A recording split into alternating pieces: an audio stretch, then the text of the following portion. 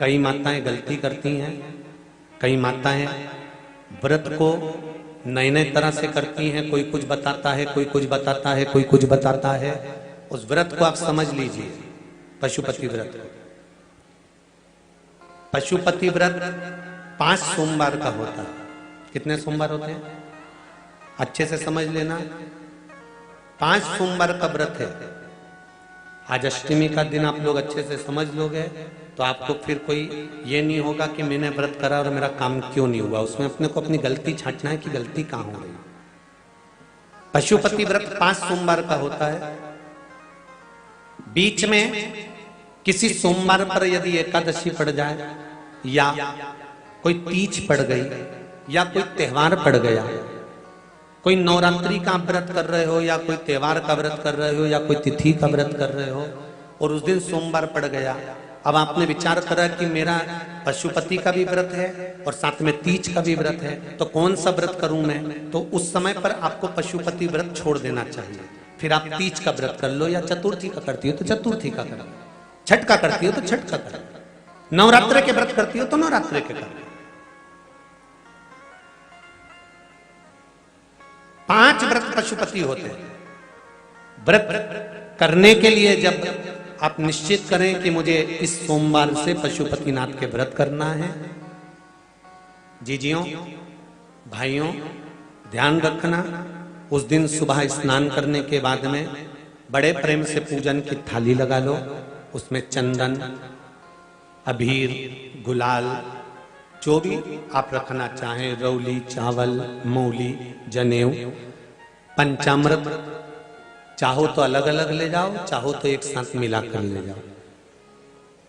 भगवान शंकर की पूजन करो सुबह के समय पर और शिव जी का पूजन कर कर, आराधना कर कर भगवान शंकर से प्रार्थना करो, हे शिव जी, हे ओगड़दानी, हे त्रिकालदर्शी, हे कैलाशी, अविनाशी, आज से मैंने पशुपति व्रत प्रारंभ करे। बाबा मेरा ये व्रत इस कार्य के लिए मैं कर रही हूं, आप स्वीकार करना। बाबा को निवेदन करना। पूजन का सामान थाली में उतना लेकर जाना कि सुबह भी काम आ जाए और शाम को भी काम आ जाए। अलग से पूजन का साहित्य में शाम को अलग से नहीं रखना। थाली में उतना ही रख के ले जाओ जितना सुबह भी काम आए और शाम को भी काम आए। बाबा को निवेदन कर कर पूजा की थाली वापस ले आओ। शाम के समय पर घर में मीठा बनाओ, 6 दिए रखो थाली के अंदर घी के, और दिए रखकर मीठा ले जाकर मंदिर में पूजन करो। शाम को स्नान कराने की जरूरत नहीं, पंचामृत स्नान की जरूरत नहीं है। शाम को तो केवल जल का छींटा दे दो, पंचामृत का छींटा दे दो। बाबा की पूजन करो। पूजन कर कर प्रसाद के पहले 3 हिस्से करो। 3 हिस्से करने के बाद फिर आप दिया लगाइए। फिर बाबा को कितने दिए लगाना है? जम के बोलो, 5 दिए लगाना है आपको शंकर भगवान को।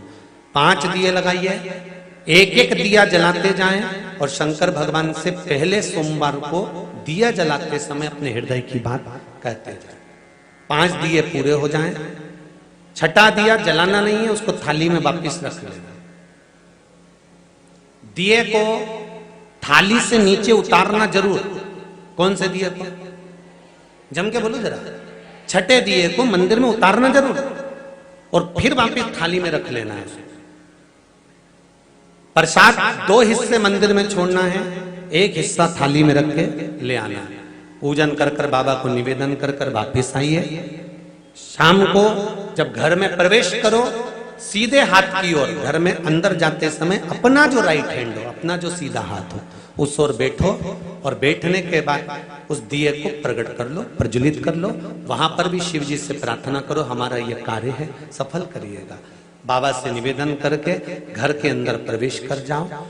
भोजन जब जीमने के लिए बैठो, भोजन करने के लिए बैठो, सबसे पहले जो प्रसाद लेकर आए हो उस प्रसाद को खाइए।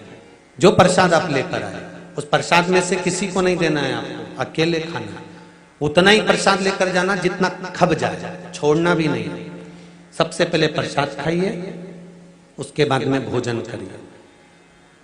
इस व्रत में सुबह आप फलहार कर सकते हो, शाम को भोजन कर सकते हो। भोजन में ये जरूरी नहीं है कि मीठा ही खाना है, नमकीन भोजन भी कर सकते हो। बस मीठा कब खाना है, जब प्रसाद का एक हिस्सा लेकर आओ तो वो एक हिस्सा आप खाओ। उसके बाद में जब भोजन करो तो नमक का करो, कोई मना नहीं, मिर्ची का करो, पर उसमें दिखावा ना करो और भोजन करें।